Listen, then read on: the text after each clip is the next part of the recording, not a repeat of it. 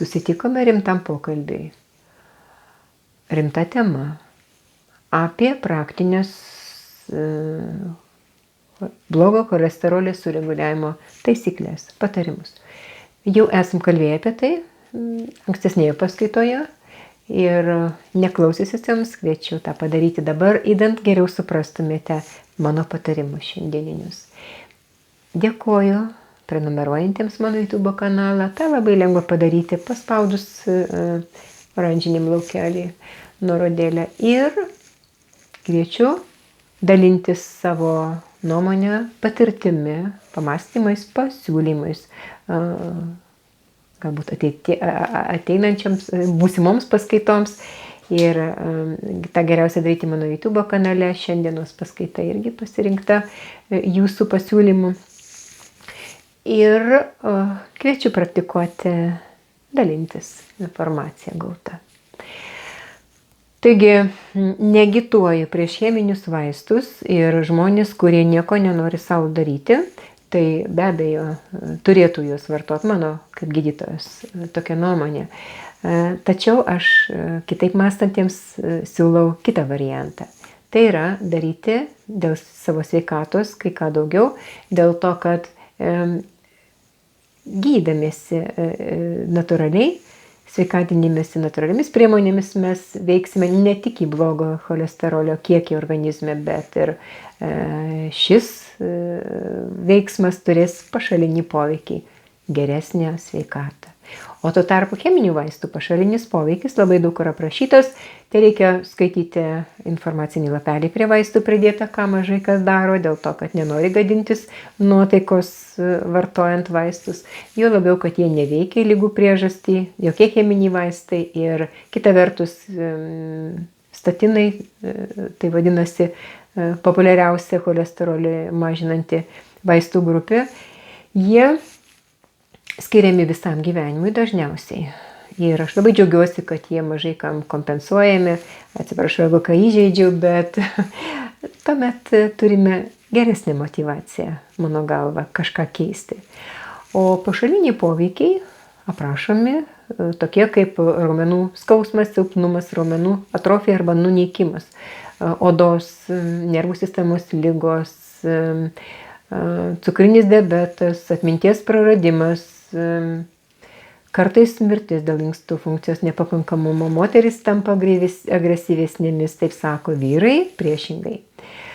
Ir statinai yra tie vaistai, kurie slopina periferinio cholesterolio sintezę, jo mažiau patenka į kepenis, suaktyvėja blogojo mažo tankio lipoproteidų receptoriai ir jis geriau šalinamas. Populiarėja dabar dar PCSK9, tai tie, kurie slopina cholesterolį siurbimą žarnyne. Ir šiaip jau cholesterolį mažinantys statinai patenka į populiariausių pasaulyje vaistų 20-tuką. Skaičiau, kad JAV kažkelintais metais jų parduota už $25 milijardus. Na ir neretai klausėte, ką mes su vyru darome, kad išliktume sveikais. Ką aš darau, bet lygiai tą patį daro ir vyras dažniausiai. Tai mes jau daugybę metų žiūrime, ką valgome ir nesuragavusi greito maisto, žinoma, kad picų, kokių pusfabrikačių, kažkokių tai tartinų kepinių, čipsų pas mus nėra. Ir aukščiausios rūšies miltų kepinius mes nevertinam ir negaminam, neperkam, neturim tokių miltų. O šiaip jau viso grūdo miltai ir daržovės, ypač kopūstiniai, brokoliai, kalafiorai, paprasti kopūstai, baltagūžiai padeda dėl to, kad turi ląstelienos savo sudėtį išvesti blogą cholesterolį iš organizmo. Lygiai taip pat ir vaisiai, riešutai, ankštiniai. Ir kodėl tai reikia daryti, mes pirmoji daly kalbėjome, kad toksinai tampa audinių sudedamąją dalim. Tai reiškia, kad tolesnis audinio formavimasis, naujo audinio, atsikūrenčio audinio formavimas yra kreivas. Vartojame, žinoma, kad su transriebalais, aš nežinau, mes niekada nieko neturime daugybę metų, dėl to, kad skaitome etiketės, labai siūlau tą daryti ir kitiems. Maisto gaminime pats pačiausias riebalas man yra lydytas sviestas, jis atlaiko terminį apdorojimą, nepakisdamas, jo lab, kad savo sudėtį turi amino rūgščių bei vitamino E, A, antioksidantų, naudojam riešutų aliejus, kanapių, linų sėmenų, saulėgrąžų, žinoma, kad alyvuogių aliejus, extra virgin turėtų būti, taip pat dažno racinio obuoliai ir apskritai tos daržovės ir vaisiai, kurios turi kartų ir sutraukiantį skonį, todėl kad jos šalina, jos skatina tulžies rūgščių išsiskyrimą.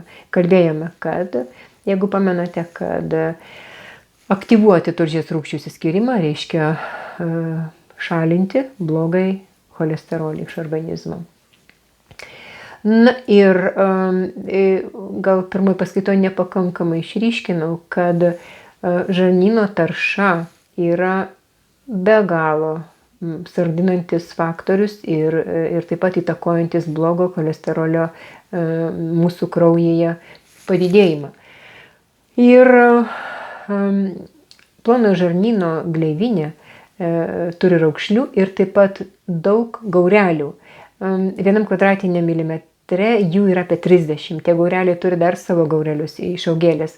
Ir dėl to, kad tokiu būdu padidinamas darbinis plono žarnyno paviršius. Ir pagalvokime kartu, jeigu valgom maistą, kuris, tarkim, pagamintas iš aukščiausios rūšies miltų, tai jis yra lipnus, jis neturi skaidulus, negali slinkti žarnynu ir dėl to jis apvelia plaukelius su laiku, gaurelius, su laiku ta masė kietėja, gaureliai tampa kaip įmūryti, aišku, kad jie praranda savo funkcionalumą, savo paskirtį. Ir mes gaminame Satilkoje pagal autentišką arvenio receptūrą detoksikuojantį miltuką, toks raganos iššluoti tam, kad valytumėm toksinus. Mes jį vartojam po 1 arbatinį šaukštelį 2 kart dienoj, nepastoviai kursais, tačiau persivalgius ko nors, tai mes jį prisimename.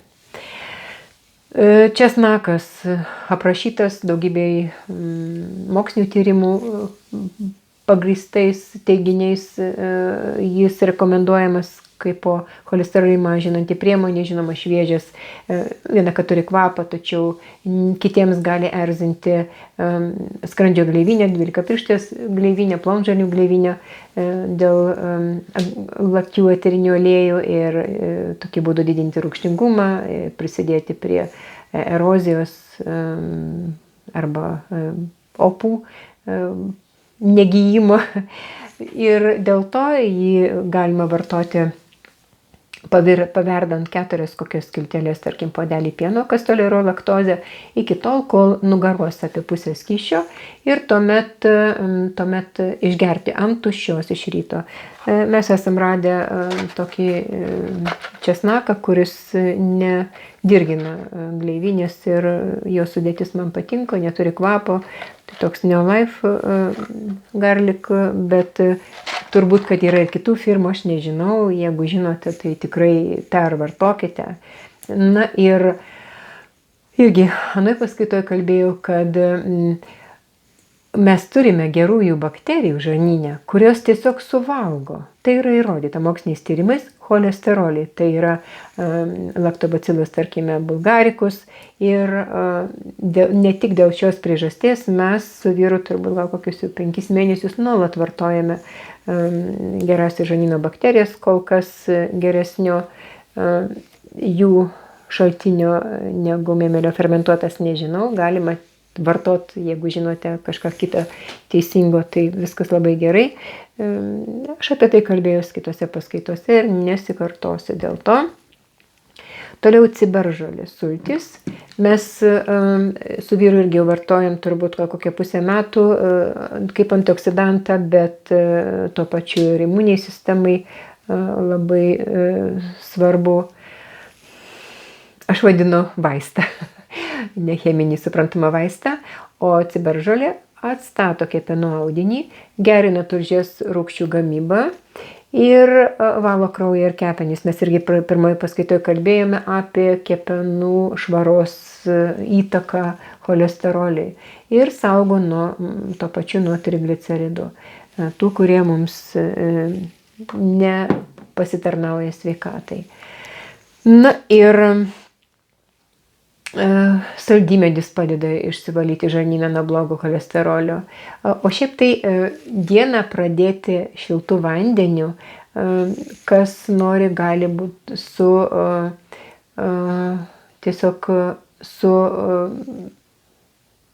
šaukštu laimo citrinos sulčių, nes geltonoji citrina yra rūgštesnė ir gali daugiau kam dirginti gleivinę arba, pavyzdžiui, kokiu obuolių sidrų šiek tiek įsipilus. Bet šiltas vanduo ant tuščios prieš valgį padeda, aktyvuoja peristaltiką ir tuo pačiu padeda išvesti perteklinį cholesterolį iš žarnyno. Linų sėmenys, džiovintos slyvos, figos ant tuščios, viskas labai gerai, kas skatina peristaltiką. Kalendra veikia kaip diuretikas, reiškia šlapimą varanti priemonė, mažina tuo pačiu cholesterolio kiekį. Bazilikas yra tokie arveniai vaistai kaip ardžiūna, gugul, soja, raudonieji ryžiai, jie turi tokį specifinį baltymą, imbieras, flavonoidai, jie gerina, jie slopina mažojo tankio lipoproteido arba blogo cholesterolio oksidaciją. Omega-3 riebios rūgštys kepenyse mažina mažo tankio, tai reiškia to blogojo tankio lipoproteidų sintezę ir trigliceridus ir to pačiu mažina bendrą cholesterolio kiekį. Vėlgi tik tai siūlau pagalvoti, ar tos omega-3, kurias perka žuvų taukų pavidalu, yra išvalytos nuo tų toksinų, kurie yra jūrose. Ir 8 omega-3 formos gamtoje, tai dažniausiai parduodamas tie papildai, kurie savo sudėtį turi 2, kitas mes turėtumėm pasigaminti iš tų 2 savo organizme, bet jeigu neturim sveikų bakterijų, gerųjų bakterijų žarnyne, tai vargu bau, ar šis procesas iki galo vyksta. Likopenas, kuris yra greipfrutuose, pomidoruose, arbūzuose, raudonuose pipiruose mažina šito blogiko cholesterolio oksidacija. Resveratrolis, galingas antioksidantas. Jo ypač daug yra juodų vynuogių, tamsių vynuogių odelėse. Jis labai padeda sureguliuoti blogą cholesterolio kiekį.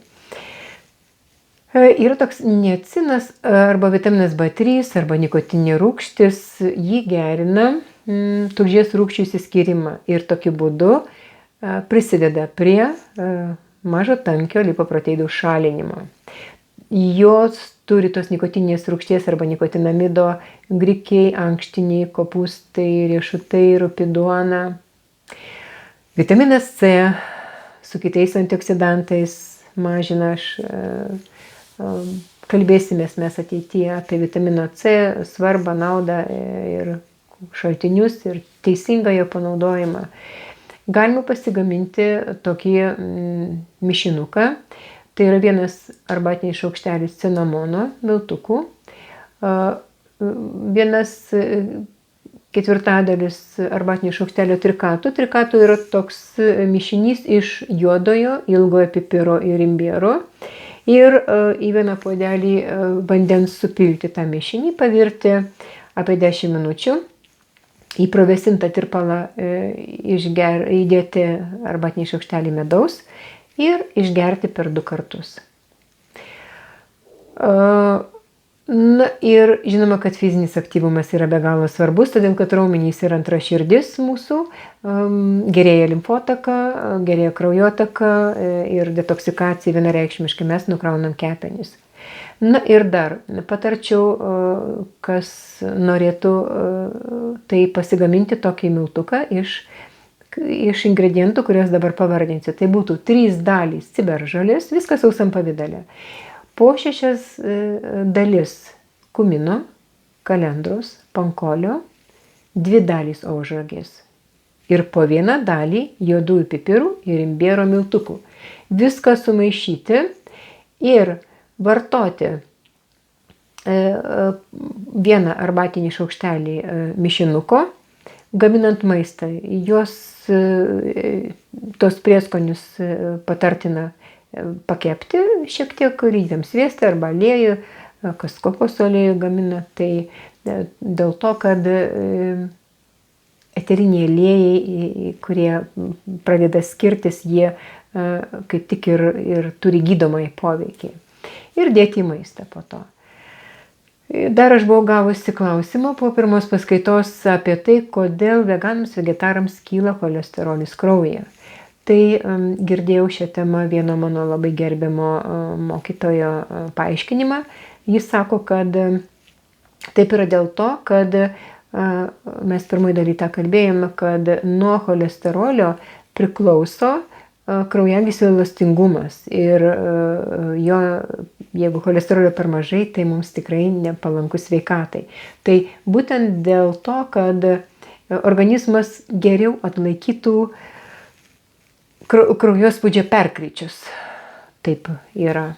Ir nebūtinai, kad dėl kokių nežinau, nebūtinai tai turi būti ligos pranašas. Ir grįžtu prie minties pasakytos pirmoj paskaitoj, kurią aš grindžiau mokslininkų nuomonę, kad ne tiek pats cholesterolis yra kenksmingas mums, kiek lėtinio uždegimo pasekoje pakitusių kraujagyslių sienelės, jų endotelijos, vidinė sienelė, ir prie kurios jei pašiurkštėjus limpa cholesterolis, kaip ten bebūtų, bet turėti normales cholesterolio proporcijas savo kraujyje mums vis tiek yra labai palanku. Ir darykime, ką galime jau dabar, netidėliokime. Siūlau prisiminti posakį, mylėk artimą kaip patys save. Ir mes turim save prisižiūrėti tam, kad būtumėm naudingi kam nors. Taigi, linkiu rūpinti savo sveikatą ir tai yra geriausia investicija.